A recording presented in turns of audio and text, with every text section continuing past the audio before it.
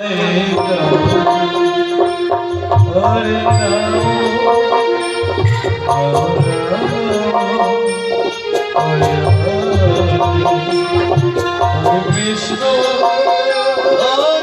কৃষ্ণ কৃষ্ণ কৃষ্ণ হরে রাম হরে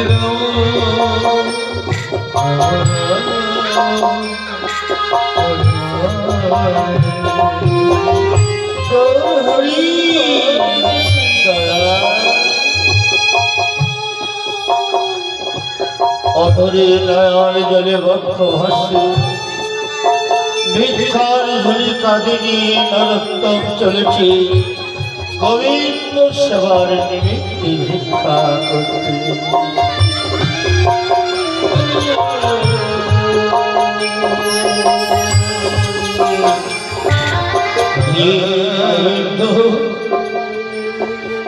দৈনন্দিন তোমার জন্য ভিক্ষার জন্য দাঁড়ে দাঁড়িয়ে ঘুরি। 2 দিন ধরে আমার গোবিন্দকে তীরে তুলসী গঙ্গা জল দিয়ে রেখেছি, অন্য সেবা দিতে পারছি না। শ্রীপুত্র অনাহারে রয়েছে, তাই আজ বহুদূরে চলেছি আমার গোবিন্দ সেবার নিমিত্তে ভিক্ষা করতে। কেউ কে নেই গো কৃষ্ণ ভক্ত বাবা, কৃষ্ণ ভক্ত মা, যে আমার গোবিন্দ সেবার নিমিত্তে ভিক্ষা দিতে পারে। দাও না বাবা, দাও না মা। 3 দিন ধরে আমার স্ত্রী পুত্র আমার গোবিন্দ অনাহারে রয়েছে। আমার গোবিন্দ সেবার নিমিত্তে আমায় কিছু ভিক্ষা দাও বাবা, আমায় কিছু ভিক্ষা দাও মা।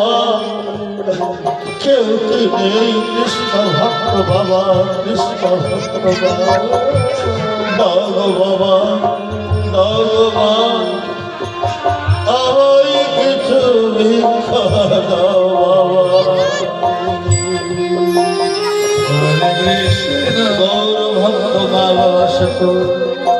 নরোত্তম ব্রাহ্মণ ভিক্ষায় চলেছে। আপনারা যেতে পারে নরোত্তম ব্রাহ্মণকে গোবিন্দ সেবার জন্য দান করতে পারে। যে করে দান সে বড় ভাগ্যবান, তার মানে রাখেন ভগবান। এইভাবে নরোত্তম মধুরী নয়ন জলে বক্ষ ভাসি কৃষ্ণ বলে কেঁদে দাঁড়ে দাঁড়িয়ে ভিক্ষা করতে চলেছে।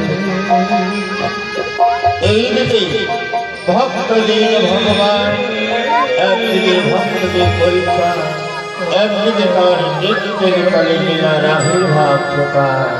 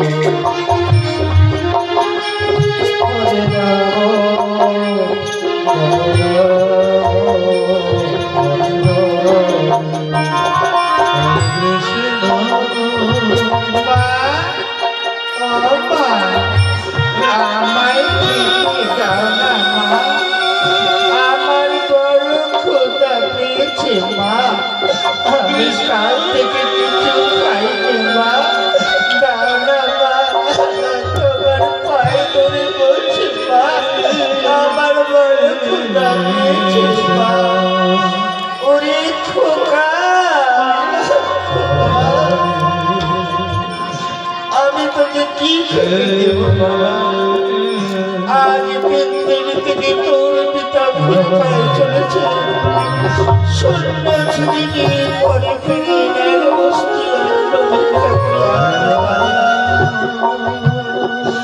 আমি তোকে কি খেতে দেব? ঘরে যে কিছু নেই বাবা, আমার কাছে ঠিকই চাস না। ও মা, আমার বড় ক্ষুধা পেয়েছে মা, 2 দিন থেকে না খেয়ে আছি মা। আর যদি না খেতে পাই মা, তুমি তুমি আমার মরা মুখ দেখবে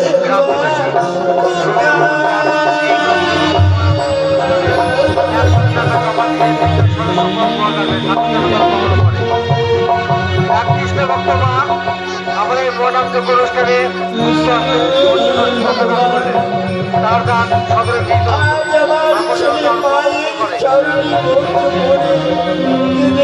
বলছে মা, আজ যদি আমি খেতে না পাই, তুমি আমার মরা মুখ দেখবে। হে ভগবান, নারী জীবনের একদিনে কি সাজা হতে পারে? মা হয়ে ছেলেকে খোলা পুরাণ করার অধিকারটুকু পেয়ে এমনই দরিদ্রী করে জন্ম দিয়েছ। কই গো, কি করছো তোমরা? এদিকে আমার গোবিন্দ সেবার সময় হইল।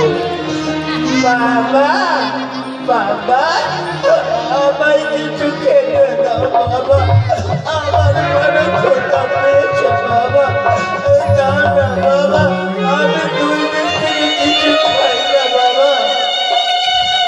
ওরে খোকা, আমি জানি বাবা, বাবা হয়ে ছেলেকে খেতে দিতে পারছি না, স্বামী হয়ে স্ত্রীকে খেতে দিতে পারছি না, একজন গোবিন্দের সেবক হয়ে গোবিন্দকে সেবা দিতে পারছি না। তুলসী গঙ্গা জল গোবিন্দের চরণে শুধু নিবেদন করেছি। তাই তো আজ বহুদূর ভিক্ষায় গিয়েছিলাম। কৃষ্ণ ভক্ত মায়েরা, কৃষ্ণ ভক্ত বাবারা আমার গোবিন্দ সেবার নিমিত্তে কিছু ভিক্ষা দিয়েছিল। এক কৃষ্ণ ভক্ত মা এক মুষ্টি আতম তণ্ডলী দিয়েছে, আর কয়েকটি বাতাসা দিয়েছে, 2টি পাকা রম্বা দিয়ে বলেছে, বাবা তোমার কৃষ্ণ কথা বলতে নয়ন বাড়ি ছড়ে, তাই তোমাকে তোমার কৃষ্ণ ভক্তকে এই সামগ্রী দান করলাম বাবা, তুমি গোবিন্দ সেবায় লাগিয়ে দিও। কই গো সর্বা, তাই তোমার গোবিন্দ সেবার তুলসী গঙ্গা জল এনেছ কি?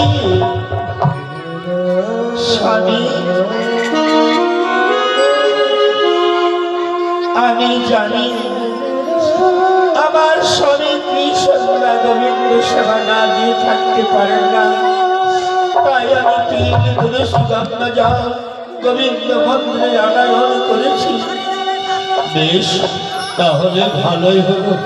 যাও, এই আটক তণ্ডলগুলি ধুয়ে 2টি পাখা রম্বা ছুঁয়ে ওই কয়েকটি বাতাসা এনে দাও। আমার গোবিন্দ 2 দিন থেকে অনাহারে রয়েছে। আজ গোবিন্দ সেবার যা প্রসাদ আমার সন্তানের বদলে পেট ভরে খেতে দেব, তবে তো আমার ব্যক্তি আত্মশান্তি হবে। ছেলের ক্ষুধা নিবারণ করতে ফেললে আমার জীবন ধন্য হবে। আমি তাই করছি স্বামী, দাও দাও সেই রকম তণ্ডুল আর পাকা রম্বা, আমি পুজোর সামগ্রী করে নিয়ে আসি। ওরে খোকা, আয় বাবা, তুই শঙ্কর ধ্বনি করবি আর আমরা পূজা অর্চনা করব। পুজো সমাপ্ত হলে সেই গোবিন্দের প্রসাদ গুলি আমি তোকে পেট ভরে খাওয়াবো বাবা, আমি তোকে পেট ভরে খাওয়াবো। আয় আয় আমার সঙ্গে মন্দিরে আয় বাবা।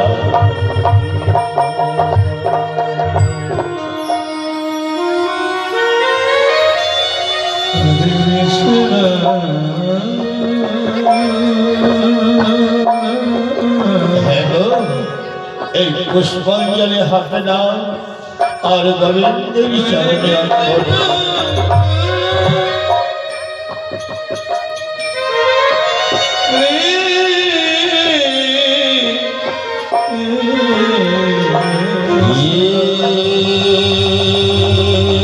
কৃষ্ণ করুণার সিন্ধু দীনবন্ধু জগৎপতি গোপীশমোপিতা কান্তু রাধাকান্তু নমস্তুতে।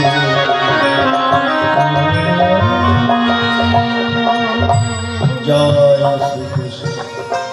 দেখো গোবিন্দ সেবা হয়েছে, এবার ভক্তি দিয়ে প্রসাদগুলি তুলে নিয়ে ক্ষুধার্ত সন্তানকে খাওয়াইয়া যাব। 2 দিন ধরে আমার সন্তানরা হারিয়েছে, আমি ততক্ষণ হাত করে একটু প্রসারিত করে আসি। আমি তাই করছি স্বামী, গোবিন্দের প্রসাদ ভক্তি করে তুলে নিয়ে আমার ক্ষুধার্ত সন্তানের বদলে তুলে দেব। যাই, আমি হাত ধরে একটু ধুয়ে আসি। এদিকে সেনাপতি পদার্পণ করছেন।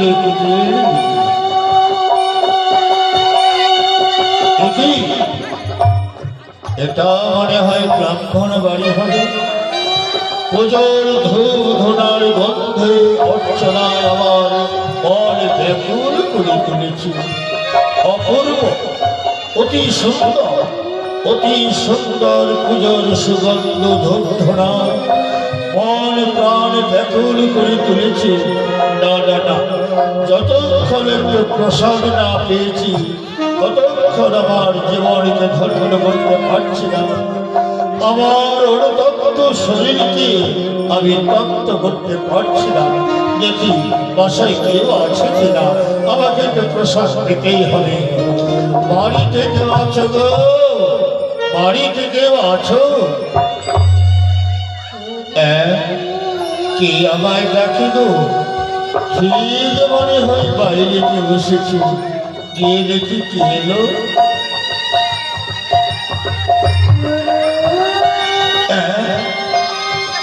কি তো আপনাকে তো চিনলাম না, আপনাকে তো মানব বলে মনে হয় না, পোশাক দেখে তো সাধারণ মানব বলে অনুমান হয় না। হ্যাঁ, ঠিকই অনুমানই করেছো তুমি। আমি সাধারণ মানব নয়, আমি হলাম এই বিজয়নগরী রাজ্যের রাজার সেনাপতি। তাই এই বাড়িতে পদার্পণ করেছি। এই রাস্তা ধরে যাচ্ছিলাম, হঠাৎ বায়ু প্রবাহিত হয়ে এমন অপূর্ব সুগন্ধ আমার নাসিকায় আসে। মনে হয় পূজা অর্চনা হয়েছিল। এই বাড়িতে কি কোনো পূজা অর্চনা হলো?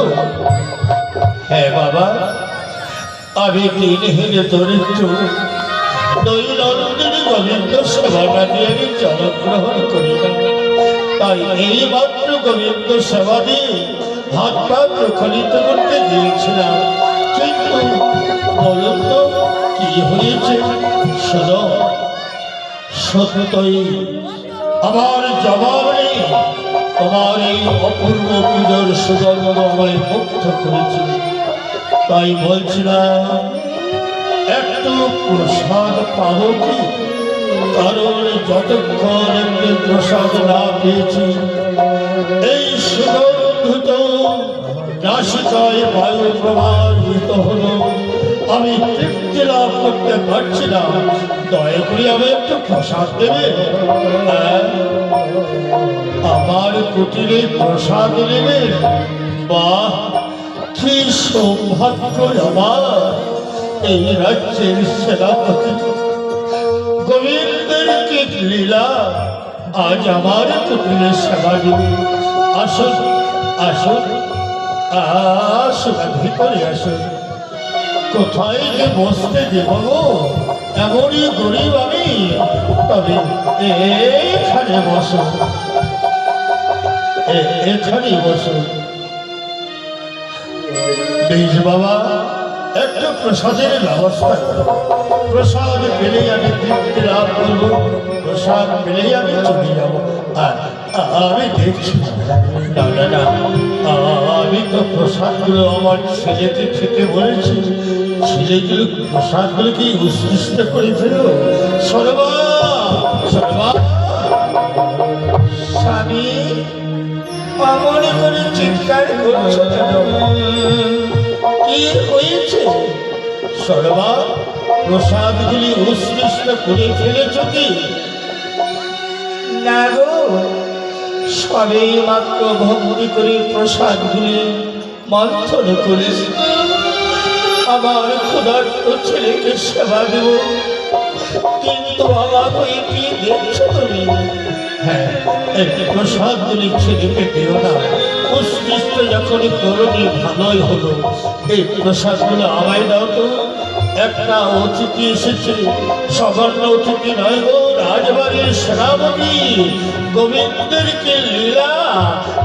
আজ কৃপা করে আমাদের কুটিরে পদার্পণ করেছে, তাই তিনি নিজে মুখে প্রসাদ চেয়েছে। তাই প্রসাদগুলো আমি আমার সেনাপতিকে দেব। স্বামী, ছেলে আমার 2 দিন ধরে অনাহারে রয়েছে, সেই ক্ষুধার্ত সন্তানের মুখ থেকে প্রসাদগুলো তুমি ছিনিয়ে দিয়ে অতিথিকে দিবে? ক্ষুধার্ত সন্তানকে এইভাবে রাখতে পারবে স্বামী? কোন মুখে ওই কথা উচ্চারণ করছো? না না না, আমার কথা বলো না, শুনতে পেলে অতিথির মনে দুঃখ পাবে। দাও দাও তো, আমি প্রসাদ করো, আমি নিচ্ছি, দাও, আমি জোর করে নিচ্ছি, দাও বলছি। স্বামী,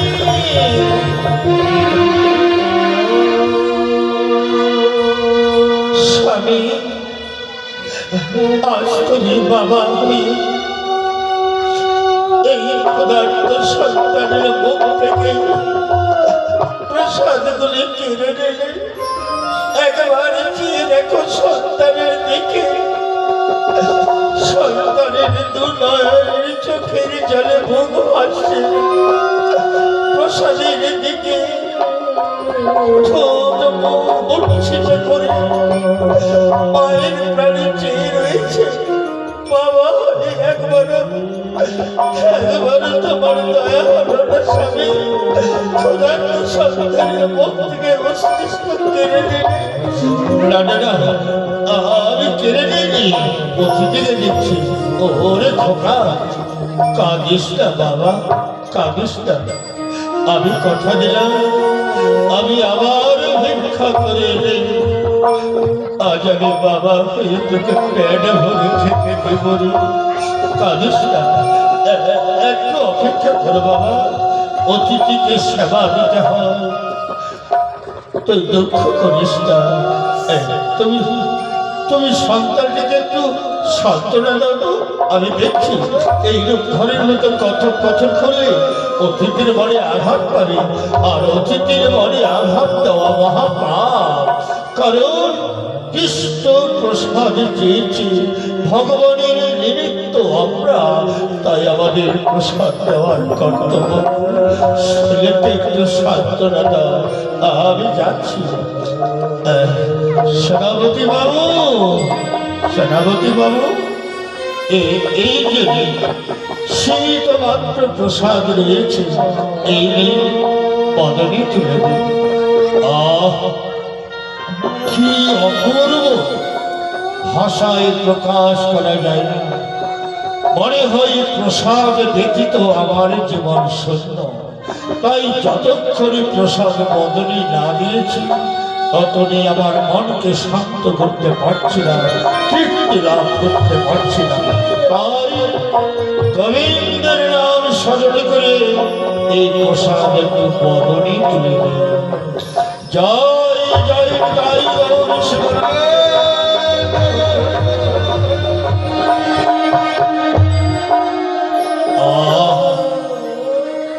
কি শান্তি গো, মনে হয় অমৃত বাড়ি ভজন করিলাম।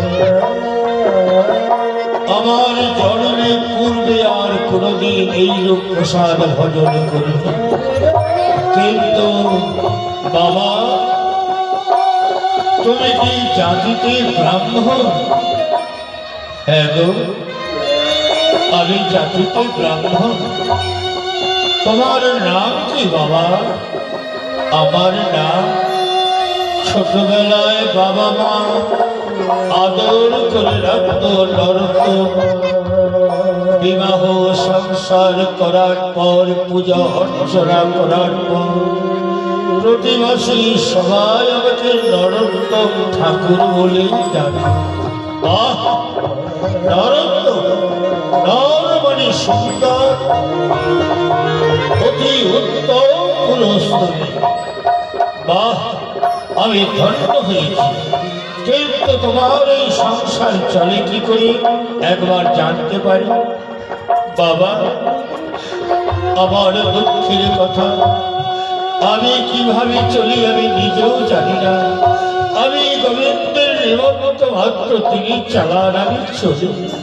কিন্তু এইটুকু জানি যে দাঁড়ে দাঁড়িয়ে ভিক্ষা করি, ঈশ্বর দয়াবারে গোবিন্দ পুজো অর্চনা করি। কোনদিন ভিক্ষা মেলে, কোনদিন অনাহারে দিন কাটায়, কোনদিন তিল তুলসী গঙ্গা জল দিয়ে গোবিন্দকে নিবেদন করি। এই তিল তুলসী গঙ্গা জল দিয়ে শ্রী পুত্র বদনে তুলে উপবাস থেকে যায়। শোনো, এইরূপ তোমার কষ্ট করার প্রয়োজন নেই। আমি একটু কথা বলবো, যদি মনে না করো। এই রাজ্যে রাজা 19 একটা মাধবের মন্দির নির্মাণ করেছে। সেই মাধবের মন্দির প্রাঙ্গণে কষ্টি পাথর দিয়ে একটা মাধবের মূর্তি অতি সুন্দর তৈরি করেছে।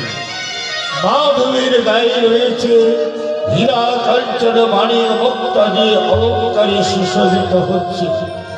যদি মনে করো তাই মহারাজ নিয়ম নিষ্ঠা ব্রাহ্মণের সন্ধান করছে। আজ তোমার প্রসাদ খেয়ে যে তৃপ্তি লাভ করেছি, হয়তো আপনার মতো ব্যতীত এই নিয়ম নিষ্ঠা ব্রাহ্মণ ছাড়া এই রাজ্যে আর কেউ নেই। তাই রাজপ্রাসাদে যদি ওই মাধবের পূজার নিয়ম হোক, তাহলে আমি ধন্য হতাম এবং মহারাজের বাক্য পালন করতে পারতাম। কে বললে মাধবের পুজো?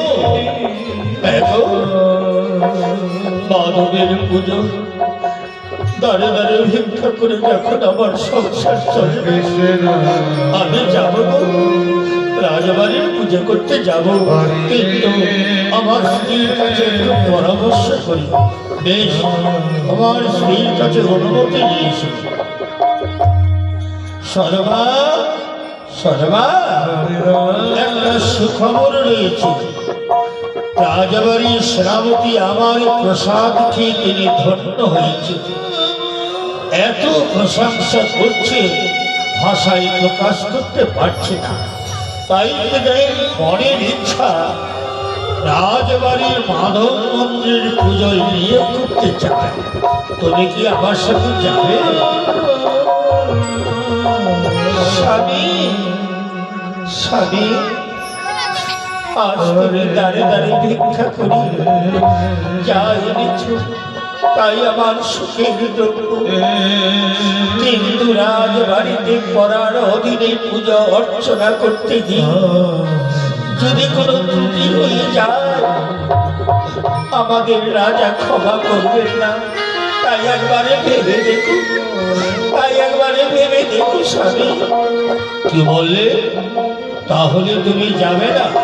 উনি বলেছে আমি পুজো দেব, তুমি পুজোর সামগ্রী তৈরি করে দিবে, আর ছেলেটা ফুল বেলপাতা তুলে এনে দেবে।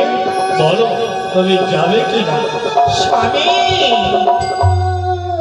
আমি তো বললাম স্বামী, আমার বিচারে আমার ইচ্ছায় পরদিনের পূজা অর্চনা করতে গিয়ে বাড়িতে যদি একবেলা খেয়ে থাকি, তাই এর মতো সুখ এখানে স্বর্গ এখানে নর, ওই রাজবাড়ি সুখের আশায় সুখের লোভে গিয়ে যদি আমাদের ভুল হয়ে যায় স্বামী, কিন্তু মহারাজ আমাদের কোনোদিন ক্ষমা করবেন না। একবারে ভেবে দেখো। বসে পেরেছি, তুমি যাও, এই পুরো বসে আমি দাঁড়ে দাঁড়িয়ে ভিক্ষা করব, আর তোমরা মাছের পায়ের উপর পা তুলে বসে বসে খাবে। বেশ, তুমি যদি না যাও ছেলে তুমি এই কুড়ে ঘরে থাকো, আর আমি চললাম ওই রাজবাড়ি। স্বামী